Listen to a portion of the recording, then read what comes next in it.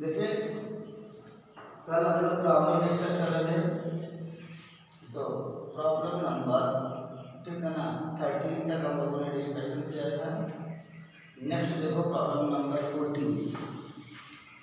Problem number 14 ये है कि ये 3 वायर हैं और तीनों में जो करंट आपको दिख रही है यहाँ से आई है और ये 2I। ये देखो इन दोनों के बीच की डिस्टेंस x है और इन दोनों वायर के बीच की डिस्टेंस x है। अब क्वेश्चन में ये गिवन है कि जो F1 फोर्स है वो फोर्स ऑन ए, मतलब इस वायर पर फोर्स किसकी वजह से, इसकी वजह से, और F2 जो है force on A due to C, इसकी वजह से फोर्स। समझ में आ रही प्रॉब्लम? तो जैसे हम लोग ने कूलाम्स लॉ डिस्कस किया था और कूलाम्स लॉ में ये कहा था कि अगर दो चार्जेस के बीच हम फोर्स निकाल रहे हैं तो वो सराउंडिंग में जो रखे हुए चार्ज हैं, सराउंडिंग में जो चार्जेस प्लेस हैं उनसे इंडिपेंडेंट होता है। बिल्कुल सिमिलर यहाँ पे भी कंसेप्ट यूज होना है कि अगर हम इसका फोर्स इस पर निकालना है तो इन्हीं दो वायर का डिस्कशन करेंगे, सराउंडिंग से हमारा कोई रिलेशन नहीं। क्लियर हुई बात? तो इस पर अटेंशन रखेंगे। तो यहाँ देखो F1 हम कैलकुलेट करते हैं, तो F1 फोर्स से जब निकालते हैं ए पे एक ही डिफरेंट लेंथ सपोज कर लेते हैं कि length consider length of wire a delta L, ठीक है।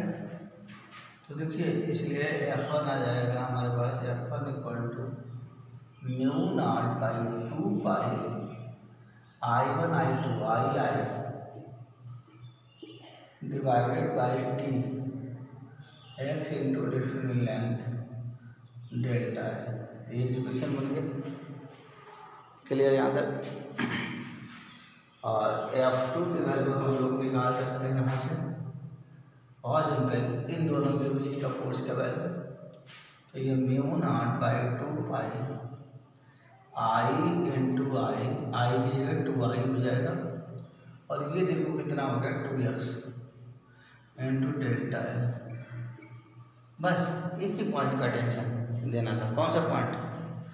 जो इन दोनों का फोर्स है वो सराउंडिंग से इंडिपेंडेंट। इसके बाद यहाँ से देखो रिलेशन आपको दिख रहा है क्लियरली, क्या हो रहा है, F1 equal to F2। Relation कैसा सोल्यूशन है? क्लियर? नेक्स्ट प्रॉब्लम पे आएगी,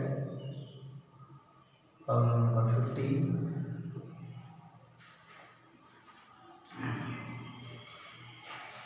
प्रॉब्लम नंबर 15 में given wire length of wire parallel to form a circle and r square single turn and current may be established. The ratio of magnetic induction at the center of circle and magnetic induction है।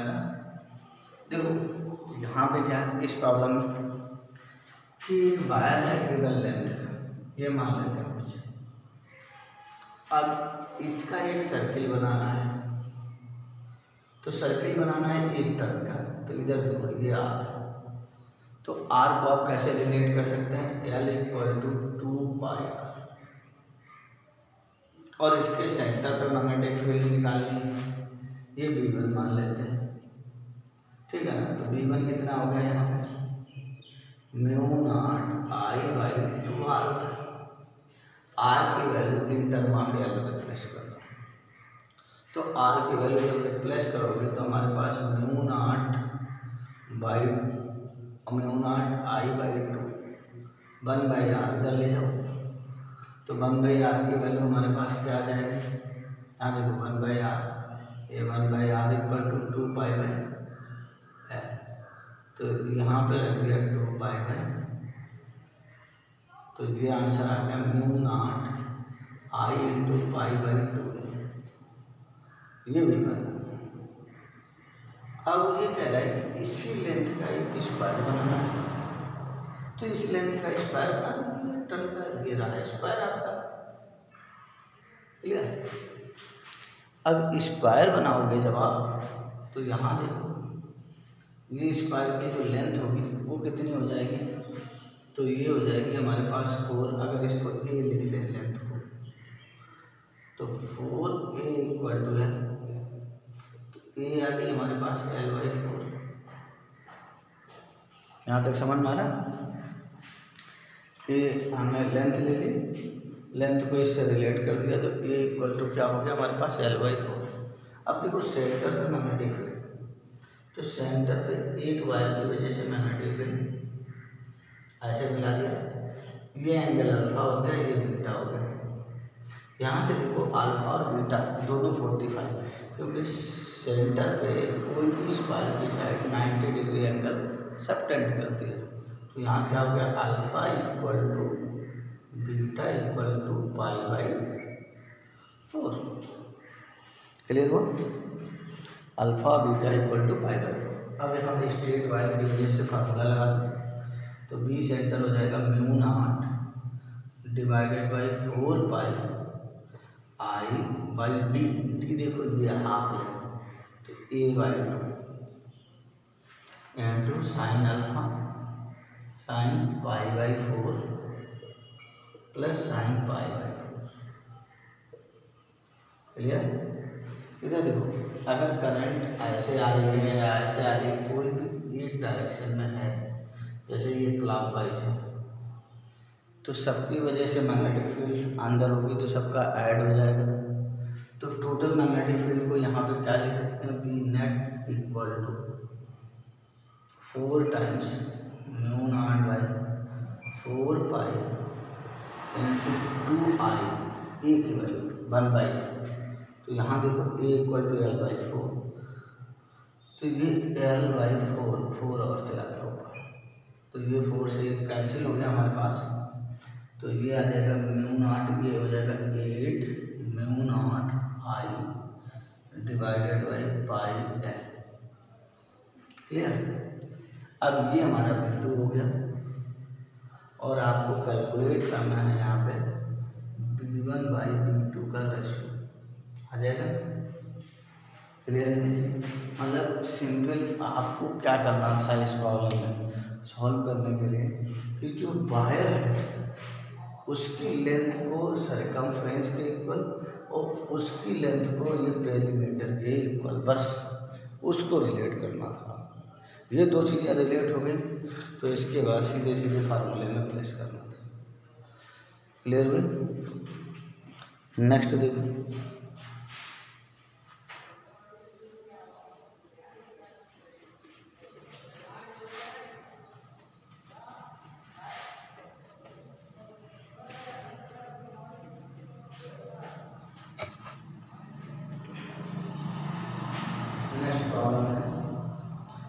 Particle मास दिया हुआ है having positive charge q projected from origin with velocity belong around positive axis.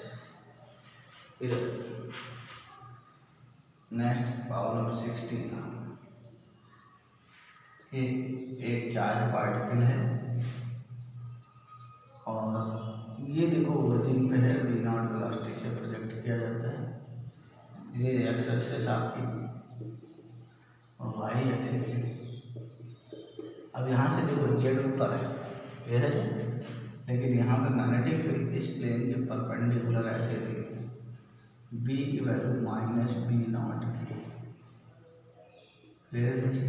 ये vector दिया हुआ है, b0 positive 1। If the particle passes through 0, y, then y is equal to, इधर देखो पार्टिकल का कोऑर्डिनेट दिया हुआ कि इफ पार्टिकल passes through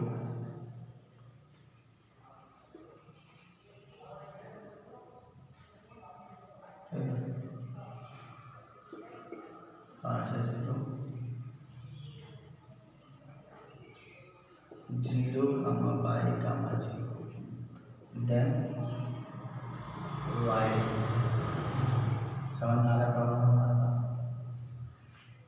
देखिए यहाँ से ऐसा लग रहा है इस प्रॉब्लम से कि ये पार्टिकल किसी स्टैंड पे वाई डायरेक्शन को कट कर रहा है, क्योंकि वाई डायरेक्शन में ही जो कोऑर्डिनेट ये दिख रहा है 0, y, 0, ये वाई कोऑर्डिनेट आएगा, और ये जो दो कोऑर्डिनेट हैं x और z वो क्या हो जाएंगे, 0 हो जाएंगे।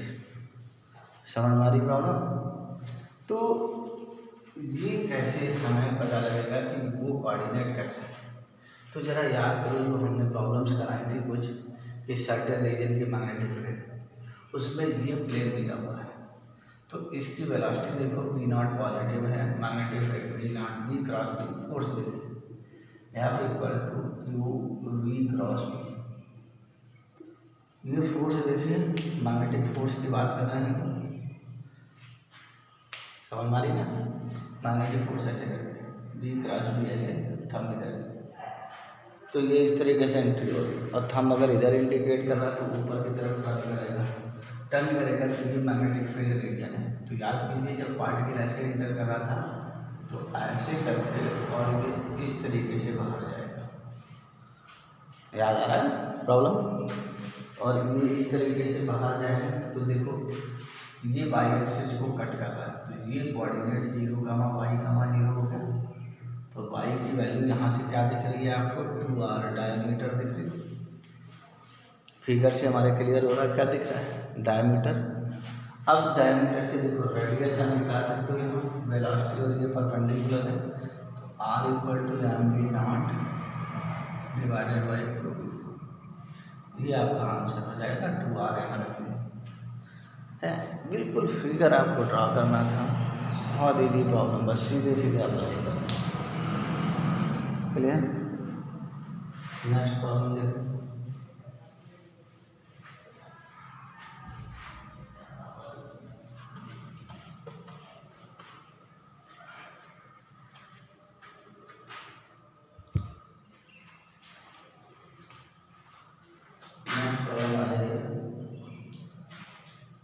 Problem number 17. The ratio of magnetic field at the center of circular current carrying wire to the magnetic moment is n. If the current and radius both are double, the ratio is problem number 17.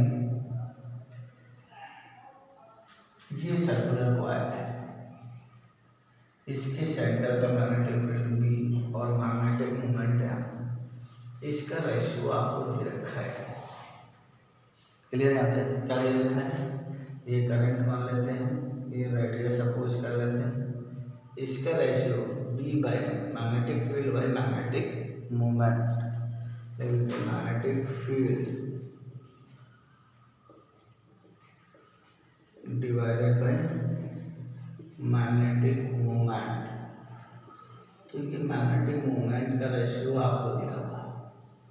तो देखो magnetic field पहले निकालते हैं, ये magnetic field B equal to μ0 I by 2r, और magnetic moment होता है I into A, तो I इंटू पाई आर स्क्वायर।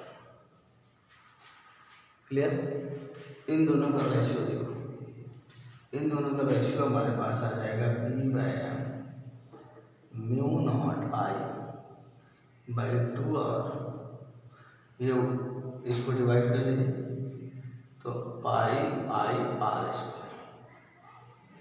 क्लियर है? इधर देखो ये हमारे पास आ जाएगा μ0 I डिवाइडेड बाई आई से आई कैंसिल हो गया, ये देखो आई से कैंसिल हो गया, μ0 बच गया, ये बच गया 2 पाई आर क्यूब, आई से इंडिपेंडेंट आर का क्यूब हो जाएगा। क्लियर यहाँ तक? ये रेशियो बहुत ध्यान से लिखिए, मैग्नेटिक फील्ड लिखिए, मैग्नेटिक मोमेंट लिखिए, रेशियो लिया, आई कैंसिल हो गया, 1 बाई आर क्यूब का फंक्शन आ रहा, इसलिए क्या लिख सकते हो, n equal to 1 by R, बाद बाकी सारे टर्म कांस्टेंट है, प्रोपोर्शनल टू आर। ये अब हमारे पास क्या करना है, क्वेश्चन में हमें करना है कि if the current and radius both are double, इधर और करंट, आर की जगह रिप्लेस कर दिया गया 2R और करंट आई की रिप्लेस कर दिया गया 2I। तो एन डैश, तो देखो एन डैश हमारे पास आ जाएगा प्रोपोर्शनल टू 1/2R का होल क्यूब। आई से कोई रिलेशन नहीं, इसलिए N dash by N this equal to, यहाँ देखो एन डैश 1/8, तो this implies that N dash equal to n/8। समझ में आया कि किस तरीके से हम लोग ने सॉल्व किया। सबसे पहले जो गिवन है उसको राइट किया, फिर रेशियो निकाला, इस रेशियो को देखा, इसका फंक्शन आर, ये फंक्शन आपको दिख रहा है आर का, तो 1/r। अब आर और आई दोनों को डबल किया जा रहा है, तो दोनों को ट्वाइस कर दिया, लेकिन यहाँ फंक्शन आर का है, डिवाइड कर दिया। क्लियर? तो आप घर पे सॉल्व करेंगे, अपने आप आपको आइडिया लगेगा कि हाँ क्या करना चाहिए प्रॉब्लम में और क्या गिवन है। नेक्स्ट प्रॉब्लम देखो हमारे पास, ठीक है ना, प्रॉब्लम 18।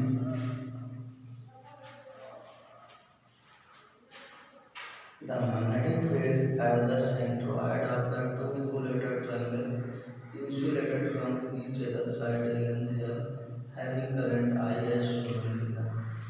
देखो ये कह रहा है क्वेश्चन में हमारे पास जो ट्रायंगल दिया हुआ है इक्विलेटरल ट्रायंगल, बहुत अच्छी प्रॉब्लम है। जरा सोचिए, कन्फ्यूजन बहुत ज़्यादा बच्चों को ऐसी प्रॉब्लम देख के कन्फ्यूजन हो जाता है, ठीक है ना, कि ये इस तरीके की प्रॉब्लम है,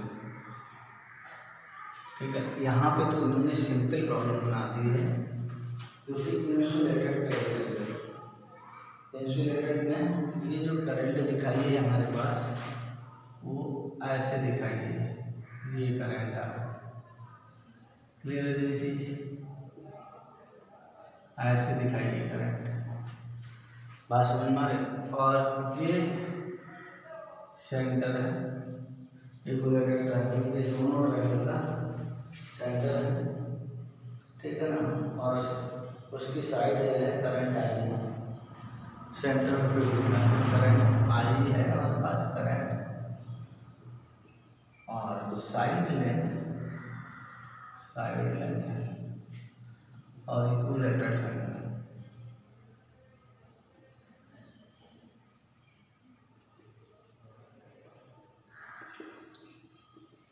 ट्रायंगल है और ये सेंट्रोइड है, BC निकालना है।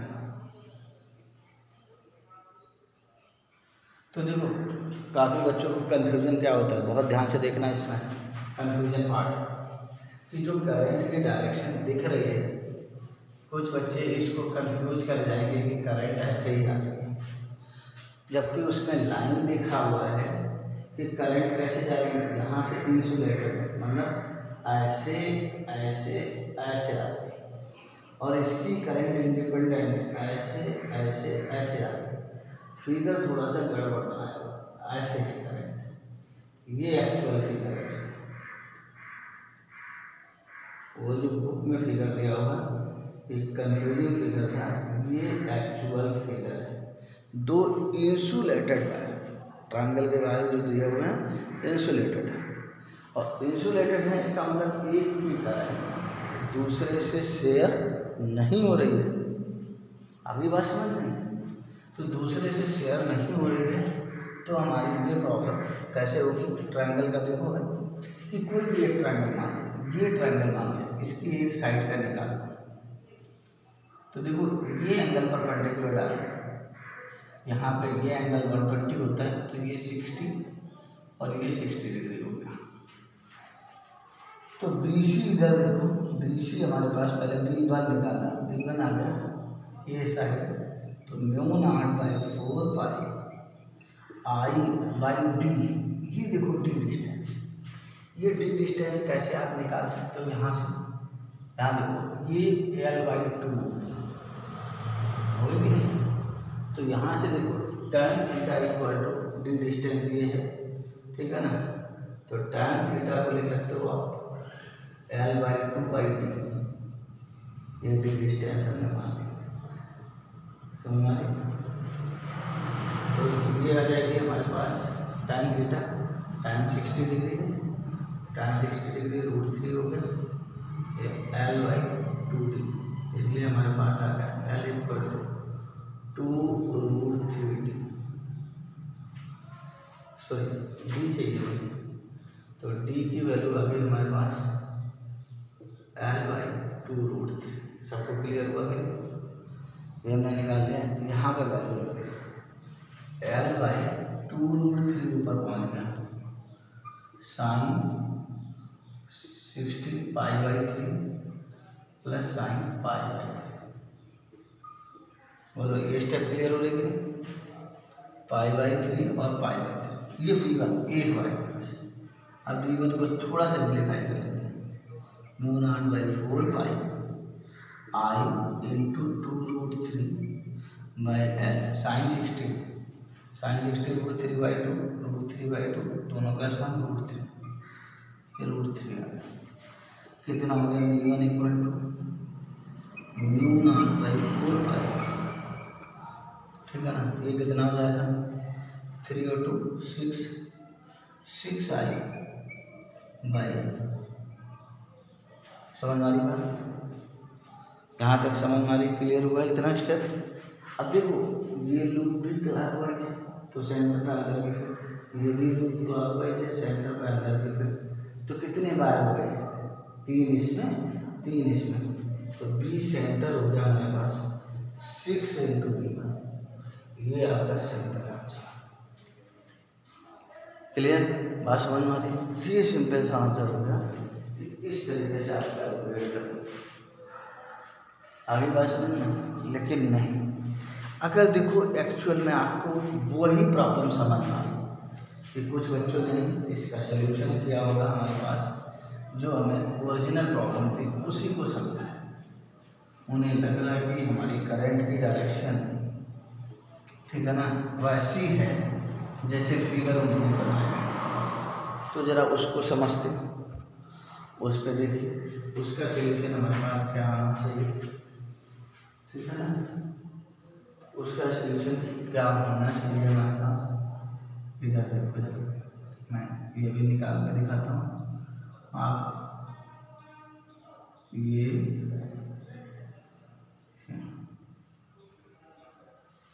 अगर आपने सिर्फ ये समझा है कि ये करंट ऐसे ही आ रही है और इसकी वजह से सेंटर पे फील्ड निकालनी है, समझ में आ रही बात? ये साइड लेंथ है, तो देखो ये तुम्हें दिख रहा होगा, ये रेगुलर हेक्सागन दिख रहा कि नहीं?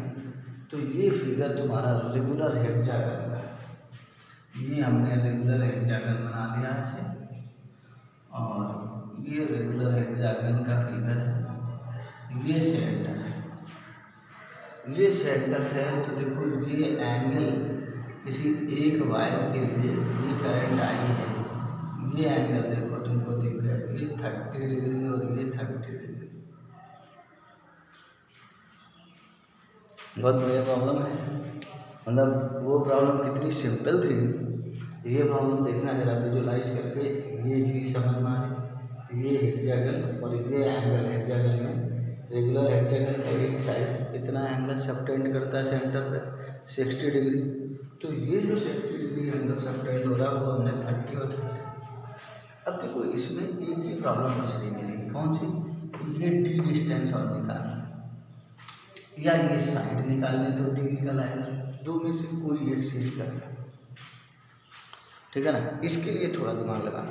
यहाँ देखो, मैं तुम्हें यहाँ से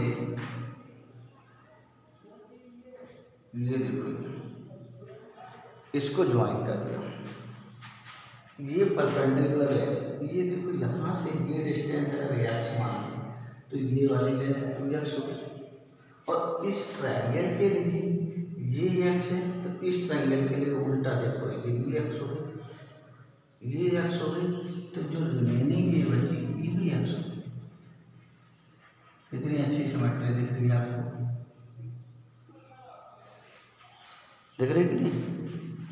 कि ये ट्रायंगल से आपने देखा ये पूरी एच है, वो कैसे हो गई कि अगर ये x मान लें तो ये 2x होती है, 2:1 रेशो। अब इस ट्रायंगल से देखो, ये सेंट्रोइड है तो ये x होती है, क्योंकि इस ट्रायंगल से ये है तो ये x तो ये भी x, इसका मतलब 3x इक्वल ये क्या है h। तो देखो ये साइन 60 है तो ये h क्या लिखा, sine 60 equal to h by this l, तो ये हो जाएगी 3x इक्वल टू h और this equal to l sine 60। Clear दीजिए। यहाँ से देखो x निकाल लिया आपने, x की वैल्यू आ गई l√3/3 तो ये हो गया l/2√3।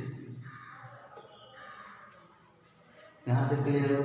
अब x ही देखो यहाँ पे ये सेंटर से ये डिस्टेंस है, यही d है, तो जो ये मानी थी आपने d, क्लियर, d होगी। तो इसका सलूशन देखो, एक बार का निकाले, ये 6 है तो 6 का ऐड कर दिया 6 का, तो एक बार का हो गया μ0 v1 निकालते हैं, μ0/4 पाई आई d की वैल्यू 2√3 ऊपर ले जाओ डिवाइडेड बाई ये हो जाएगी साइन 30 प्लस साइन 30। समझ ये बात हो गया, ये आपका आंसर आ गया। यहाँ v1 इक्वल टू हमारे पास 2 से कैंसिल हो गया, μ0/2 पाई I√3/L, ये बच गया। अब ये कितने वायर हैं यहाँ पे आपको दिख रहे हैं, ठीक है ना, ये देखो 6 है तो बी सेंटर हमारे पास 6v1 और 6v1 का आंसर आ जाएगा μ0/2 पाई I इंटू 6√3/L। ये प्रॉब्लम है। तो दोनों के आंसर आपको दिख रहे हैं ना, डिफरेंट है, लेकिन ये बहुत अच्छी प्रॉब्लम बन गई। बात समझना है, तो ये प्रॉब्लम अगर इस तरीके से होल्ड करके और वायर को ऐसे कनेक्ट करके इस तरीके से करंट फ्लो की जाती सिस्टम में तो ये आंसर आता। और जबकि वो वाली बहुत सिंपल सी प्रॉब्लम थी, खाली 2 ट्रायंगल को ओवरलैप किया गया था। क्लियर। नेक्स्ट,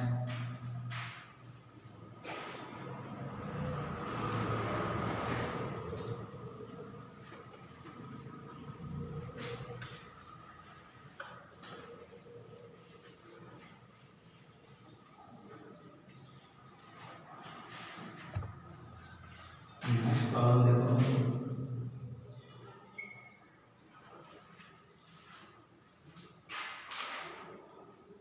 19 नंबर प्रॉब्लम पे आते हैं।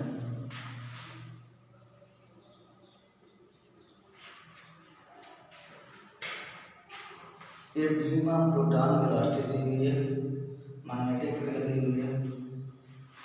एक बीम प्रोटॉन पार्टिकल देखो, ये पार्टिकल दिया हुआ है प्रोटॉन, ठीक है, और इसकी वेलोसिटी आपको गिवन है v इक्वल प्रोटॉन की 4×10⁵ मैग्नेटिक फील्ड 0.3।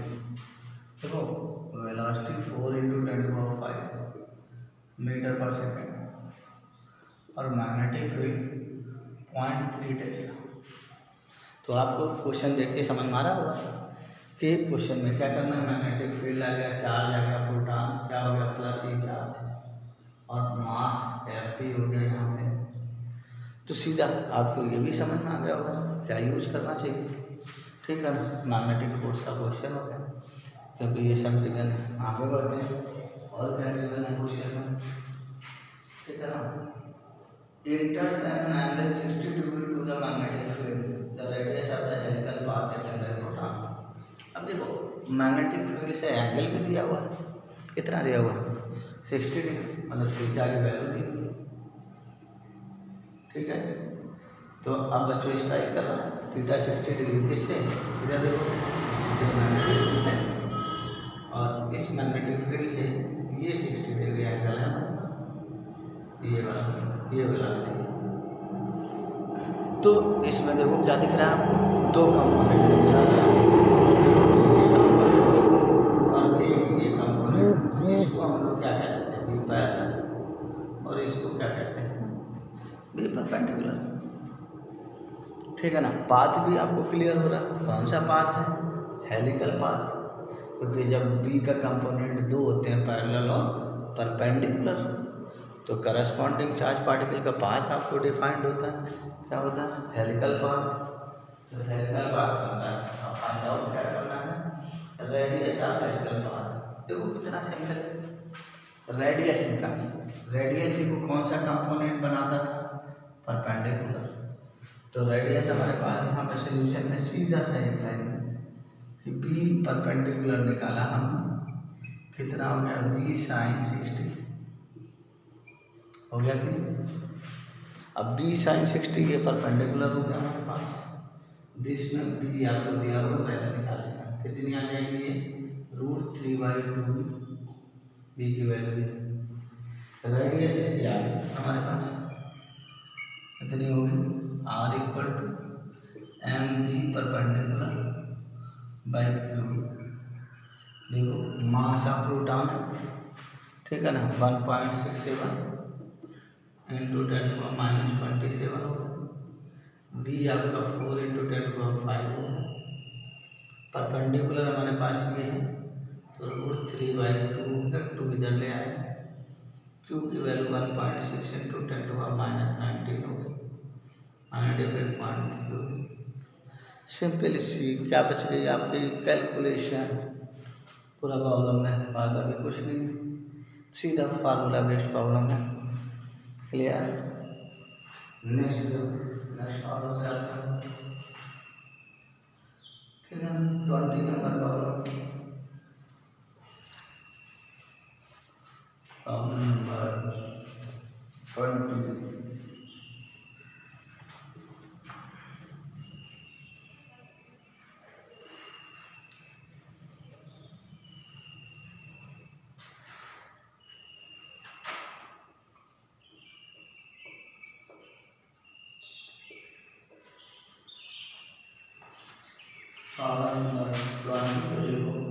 इलेक्ट्रॉन दिया हुआ है, फिर से चार्ज पार्टिकल की प्रॉब्लम है। इलेक्ट्रॉन पार्टिकल हमने लिखा, मेंशन किया पार्टिकल क्या है, तो इम्प्लाइज कर रहा है कि इलेक्ट्रॉन है। चार्ज पता है हमको -e की वैल्यू यहाँ पे, ठीक है ना, इलेक्ट्रॉन = 1.6 × 10⁻19 कूलम माइनस। क्लियर। और दूसरी इसमें क्या दिया हुआ है, वेलोसिटी दी हुई है और मैग्नेटिक फील्ड। वेलोसिटी देखो v = 2I + 3j, और मैग्नेटिक फील्ड B = 4K। ये देखो, ठीक है ना। देन इधर देखो, पहला ऑप्शन है, इसमें ऑप्शन के अकॉर्डिंग चेक करना, बहुत ही सिंपल प्रॉब्लम। कैसे आप सोचना शुरू करेंगे, यहाँ देखो जो वेलोसिटी वेक्टर है, वेलोसिटी वेक्टर के जो ये दिख रहा है 2I3, ये जो प्लेन बन रहा है, जिस प्लेन में वेलोसिटी वेक्टर होगा वो मैग्नेटिक फील्ड के परपेंडिकुलर है। इसके मतलब यहाँ पे B vector is perpendicular to, B vector is perpendicular to magnetic. इसके मतलब आपको पाथ समझ में आ गया, कैसा होगा, सर्कुलर पाथ हो गया कि नहीं। मैग्नेटिक फील्ड स्पीड चेंज नहीं कर रही, ठीक है ना, वेलोसिटी चेंज कर रही है हमारे पास, नो चेंज इन स्पीड, तो ये ऑप्शन गया, ठीक है। लेकिन पाथ आपका सर्किल है, तो डायरेक्शन कंटिन्यूसली चेंज हो रही, इसलिए पाथ उसका कंटिन्यूसली चेंज कर रहा है, तो ऑप्शन कौन सा होगा, सिंपल सा ऑप्शन कौन सा आ गया यहाँ पे, ठीक है ना, second, path of electron will change. Clear. इतना सिंपल वे में आप देख सकते हैं कि इसकी वेलोसिटी जो है वो चेंज होगी, स्पीड चेंज नहीं होगी। तो बिल्कुल लॉजिकल क्वेश्चन, इसको करने की जरूरत ही नहीं थी, सीधे देख के आपको आइडिया लगाना था यहाँ। नेक्स्ट देखो प्रॉब्लम नंबर आते हैं 21 पे।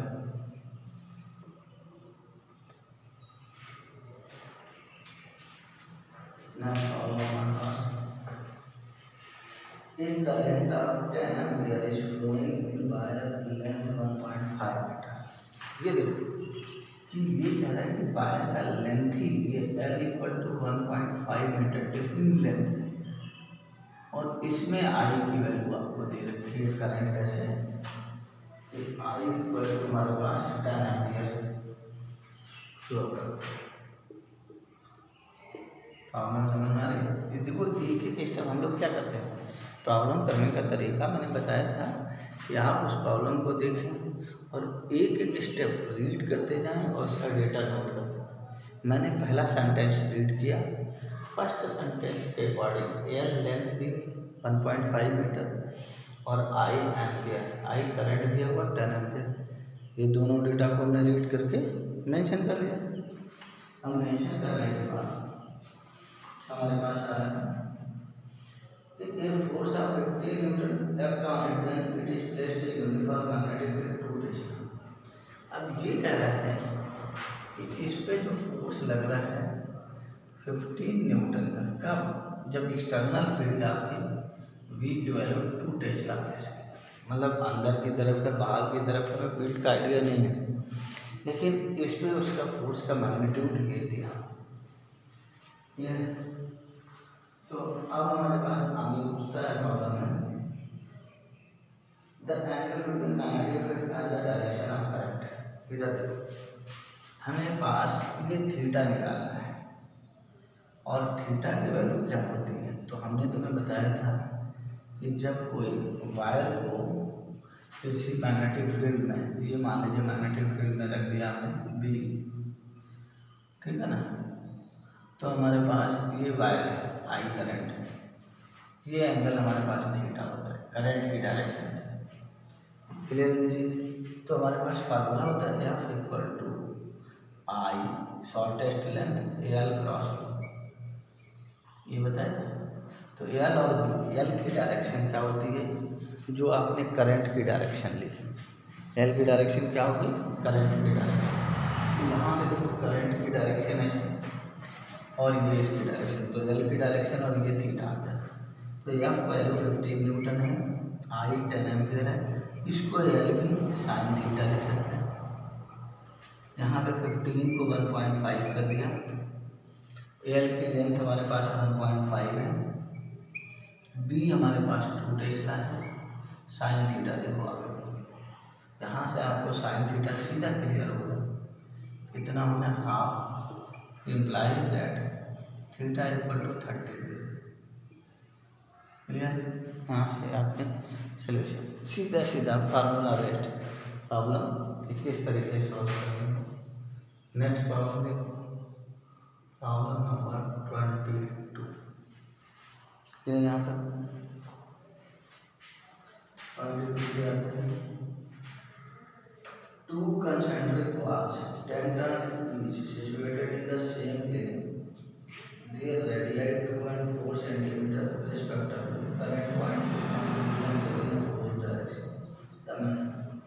बहुत ही इजी, देखिए सबसे पहले रीड की लाइन, इतना इजी प्रॉब्लम आ गया। सबसे पहले कि दो सर्कुलर कॉइल बनाए और सेम प्लेन में, ये कंसेंट्रिक भी है, सेंटर भी सेम, ये रेडियस R1, ये रेडियस आपकी R2। करंट की डायरेक्शन देखो, ये इधर है I1, ये इधर है, दोनों अपोजिट डायरेक्शन। क्लियर है नहीं? अब जब दोनों अपोजिट डायरेक्शन में करंट हैं तो यहाँ पे सिंपल सा हमारे पास मैग्नेटिक फील्ड चाहिए, ठीक है ना। तो मैग्नेटिक फील्ड का रिलेशन हमारे पास क्या लिखोगे, अपोजिट डायरेक्शन में है, द मैग्नेटिक फील्ड चाहिए, मैग्नेटिक फील्ड की वैल्यू निकालनी, हमको निकालने की जरूरत ही नहीं। क्या हो जाएगी बी नेट, क्या हो जाएगी B1 माइनस B2, एक दूसरे के अपोजिट, और B1 देखो यहाँ म्यू नॉट I1/2R और B2 mu naught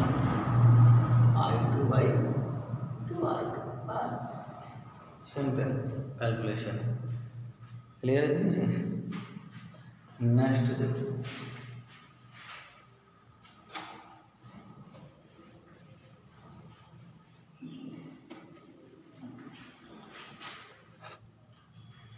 next problem number 23।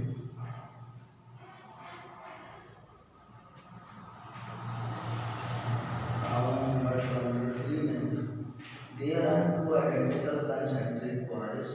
Your plane at right angle. देखो फिर से वही प्रॉब्लम, बहुत ध्यान से देखो।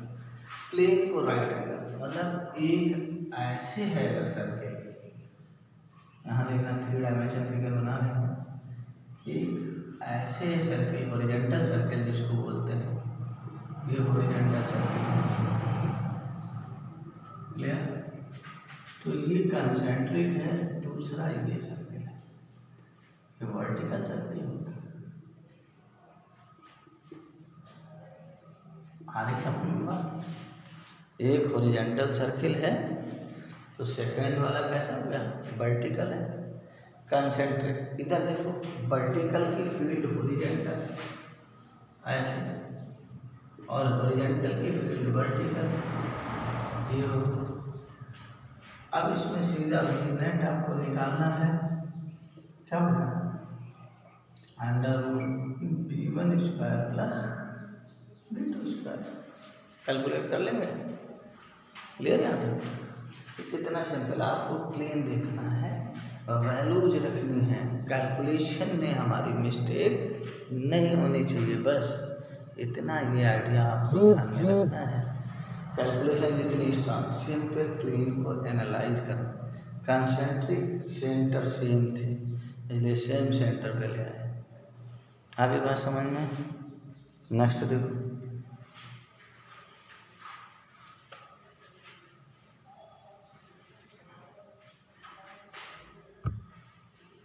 नेक्स्ट प्रॉब्लम नंबर 24 देखो।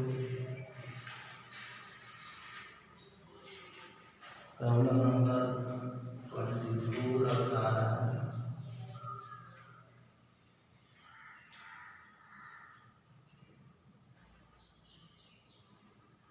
नहीं सॉरी, इसमें जो 23rd में एक मॉड्यूल हो रहा है अर्थ मैग्नेटिक फील्ड, ये नहीं निकालना। अर्थ मैग्नेटिक फील्ड को कैंसिल करना, तो इस प्रॉब्लम को भी छोड़ दीजिए। अर्थ मैग्नेटिक फील्ड हम आगे पढ़ाएंगे। अगर ये नेट निकालना होता तो ऐसे निकालेंगे, लेकिन उसमें एक चीज़ और यूज हो रहा, अर्थ मैग्नेटिक फील्ड, तो उसको अर्थ मैग्नेटिक फील्ड में पढ़ाएंगे तो किस तरीके से कैंसिल होंगे वो हम लेंगे, ठीक है ना। ये प्रॉब्लम नंबर 24 पे आते हैं। 2 parallel non-wire current I1 and I2 with I1 greater than I2.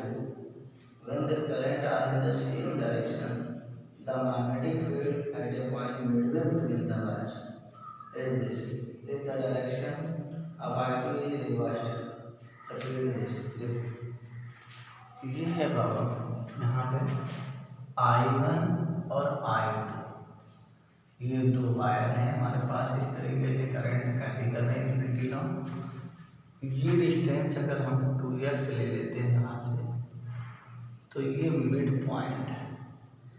Mid point पे फील्ड देखो हमारे पास, इस वायर की वजह से, इस वायर की वजह से ऐसे अंदर की तरफ, और इस वायर की वजह से देखो यहाँ पे ऊपर की तरफ, ये ऊपर की तरफ।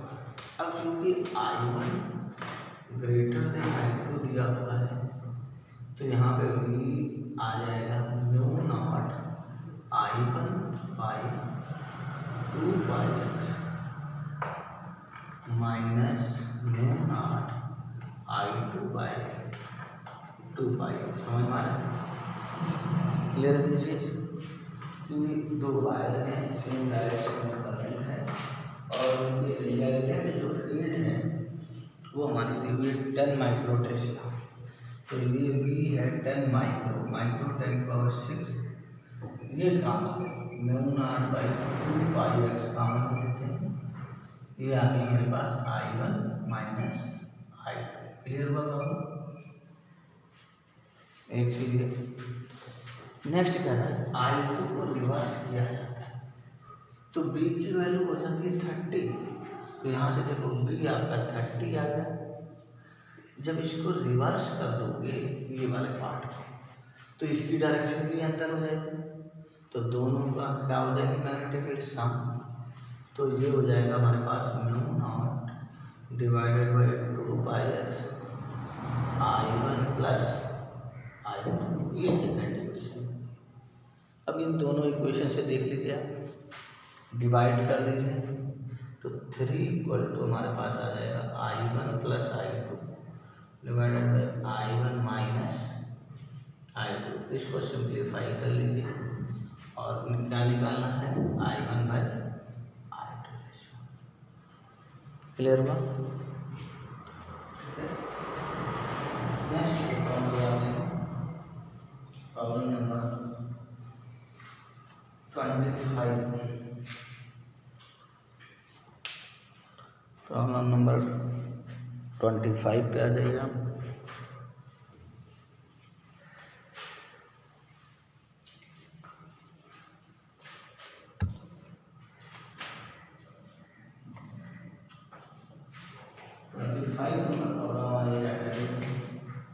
प्रोटॉन की वेलोसिटी दी हुई है, direction of proton interference theta दिया। देखो वेलोसिटी की वैल्यू 2 × 10⁶। v इक्वल टू देखो प्रोटॉन है 2 × 10⁶ मीटर पर सेकेंड। पार्टिकल हमारे पास जो दिख रहा है वो है हमारा प्रोटॉन। क्लियर? और इसके बाद मैग्नेटिक फील्ड दिख रही है हमारे पास, बी की वैल्यू 0.05 टेस्ला और थीटा जो एंगल दिख रहा है मैग्नेटिक फील्ड से वो 30 डिग्री। तो देखो यहाँ से तो आपको आइडिया लग गया कि किस तरीके से एंट्री हो रही है हेलिकल पाथ की। कॉन्सेप्ट में हम लोग आ रहे हैं, ठीक है। अब ये कह रहे हैं to the field when you move along the direction of magnetic field the path is a circle projected on the plane perpendicular to the magnet. How far will the proton move along the direction of B when two projected circle have been completed? देखो क्या question कर रहा है, कितना simple सा बात कर रहे हैं कि ये मैग्नेटिक फील्ड है और ध्यान से समझिए, और इस मैग्नेटिक फील्ड में यूनिफॉर्म पिच बनाएगा क्योंकि मैग्नेटिक फील्ड सब चीज़ कांस्टेंट है। तो ये कह रहा है कि अगर हम ऐसे एंट्री देते हैं, ये एंगल हमारा 30 डिग्री है, तो जब ये 2 राउंड कंप्लीट करेगा ऐसे, ये 2 राउंड होगा, तो जो 2 राउंड ये कंप्लीट करेगा तो ये कितना हो जाएगा। तो ये देखो 2 राउंड का कंप्लीशन में अलॉन्ग द फील्ड कितना डिस्टेंस होगा, S इक्वल टू n की वैल्यू 2, पिच की value b parallel into time period t।